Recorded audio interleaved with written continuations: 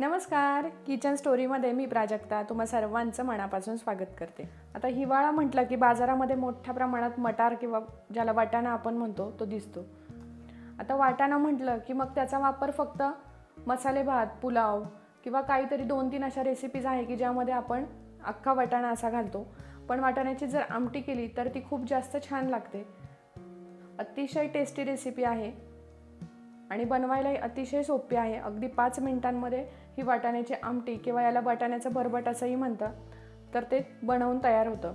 चला तर मग आपण रेसिपीला सुरुवात करूया। तर आता हिरव्या वाटाण्याची आमटी किंवा ज्याला आपण हिरव्या वाटाण्याचं भरभट असंही म्हणतो तर त्यासाठी आपण इथे 1 वाटी हिरवे वाटाणे घेतलेले आहेत, 3 हिरवी मिरची घेतली आहे, 2 छोटे चमचे दाण्याचं कूट घेतलंय, 1 छोटासा टोमॅटो घेतलाय बारीक कापून, अर्धा चमचा हळद घेतलाय, अर्धा चमचा मोहरी आणि जिरं घेतलंय, 5 ते 6 मेथीची पानं घेतली, अगदी थोडीशी कांद्याची पात घेतली आहे। तर कांद्याची पात किंवा मेथीची पानं ऑप्शनल आहे पण टेस्ट खूप छान येते, असेल तर आवर्जून तुम्ही टाकू शकता, नसेल तर स्किप केलं तरी चालेल। चवीनुसार मीठ घ्यायचंय, 4 ते 5 लसणाच्या पाकळ्या घेतल्यात आणि भाजीसाठी तेल घेतलंय। आता ही हिरव्या वाटाण्याची आमटी बनवायला अतिशय सोपी आहे। त्यासाठी इथे मी कढई ठेवली आहे, कढई छान गरम झाली, त्यामध्ये आपण वाटाणे घालून घेऊया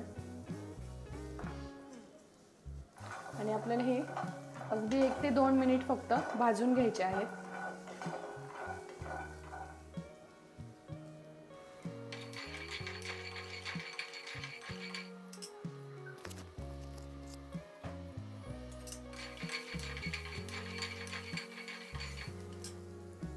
अगदी असं 1 मिनिट भाजून झाल्यानंतर आपण त्याच्यामध्ये फक्त अर्धा चमचा थोडंसं तेल घालून घेणार आहे, ते व्यवस्थित भाजून घ्यायचे।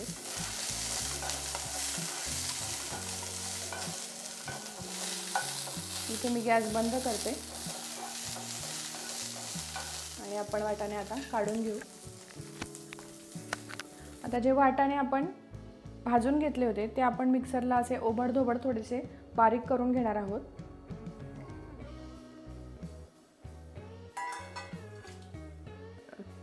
3 हिरवी मिरची मी इथे घेतली होती, हिरवी मिरची यामध्ये घालून घ्यायची आणि अगदी 2 ते 3 लसणाचे काप फक्त यामध्ये घालते, कारण माझ्याकडे लसणाची पात नव्हती म्हणून मी यामध्ये लसूण ॲड केला आहे। लसणाची पात असेल तर अतिशय छान अशी चव येते, पण लसणाची पात नव्हती म्हणून मी लसूण ॲड केला आहे। आता हे खूप जास्त बारीक करायचं नाही आहे, ओबडधोबडच ठेवायचं आहे, तर आपण ते बारीक करून घेऊया।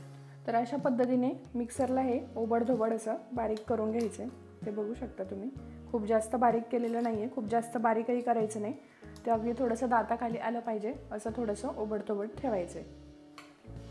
आता आपण आमटी बनवून घेऊ, त्यासाठी इथे मी कढई ठेवली होती, तर त्यामध्ये मी 2 चमचे तेल घालून घेतलंय। आता आपण आमटी बनवून घेऊ, त्यासाठी इथे मी कढई ठेवली होती, तर त्यामध्ये मी 2 चमचे तेल घालून घेतलंय। आता तेल व्यवस्थित तापलं आहे, यामध्ये मी जिरं मोहरी घालून घेते।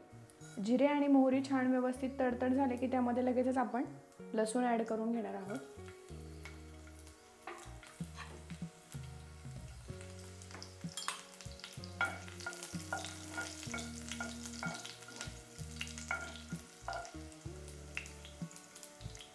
आता लसूण जोपर्यंत थोडासा लालसर होत नाही तोपर्यंत आपण पुढे काही घालून घेणार नाही आहोत। एकदा लसूण छान फ्राय झाला की त्यानंतर आपण यामध्ये हे बघू शकता, आता लसूण छान लालसर झाला आहे।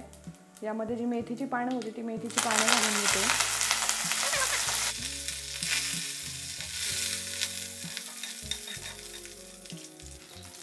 आता यामध्ये लगेचच मी 1 टोमॅटो घालून घेते,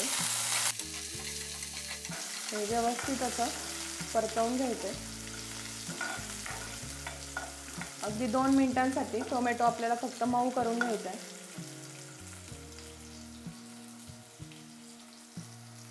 त्यासाठी मी इथे झाकण ठेवते फक्त। इथे 2 मिनिट झाले, टोमॅटोही छान मऊ झाला। यामध्ये थोडीशी फक्त हळद घालून घेते आणि लगेचच आपण जे वाटाणे आणि हिरवी मिरची मिक्सरला बारीक केली होती, त्यामध्ये थोडंसं पाणी घालून घेतलं आणि ते मिश्रण आपण यामध्ये घालून घेणार आहोत.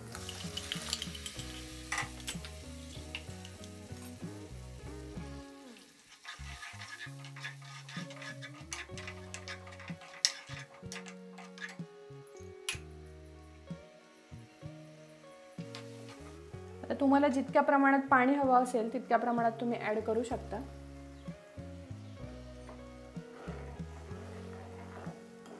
आता ही उकळून पुन्हा थोडीशी कमी होईल, त्यामुळे मी इतकं पाणी घालून घेतले.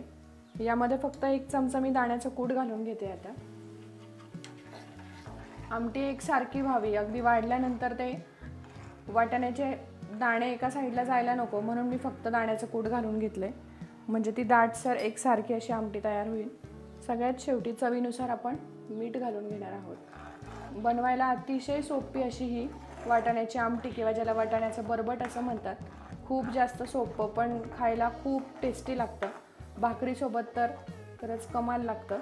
नक्की तुम्ही ट्राय करा. आता ही रेसिपी माझ्या आजीची आहे.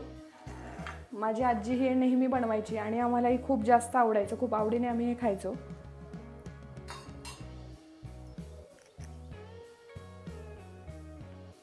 आता याला थोडीशी उकळी आलेली आहे.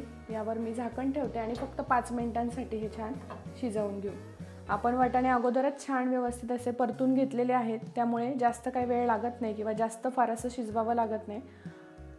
म्हणून आपण 5 मिनिटांसाठी एक झाकण ठेवून फक्त उकळी काढून घेऊ. किचन स्टोरीचे जर व्हिडिओ तुम्हाला आवडत असेल तर चॅनलला सबस्क्राईब करा, लाईक करा आणि शेअर करा. तर आता आपली ही वाटाण्याची आमटी तयार झाली आहे. मी गॅस बंद करते. तर आता बनवून तयार आहे आपली वाटाण्यांची आमटी. अतिशय छान झाली आहे. खूप दाटही नाही आणि खूप पातळही नाही अशी. अगदी भाकरीसोबत आपण चुरून खाऊही शकतो किंवा भातावरही आरामात व्यवस्थित अशी खाऊ शकतो. चवीला अतिशय छान आहे. नक्की तुम्ही ट्राय करा. ते बघू शकता अतिशय छान अशी वाटाण्याची आमटी किंवा वाटाण्याचं बरबट ज्याला म्हणतो ते बनवून तयार झालेलं आहे.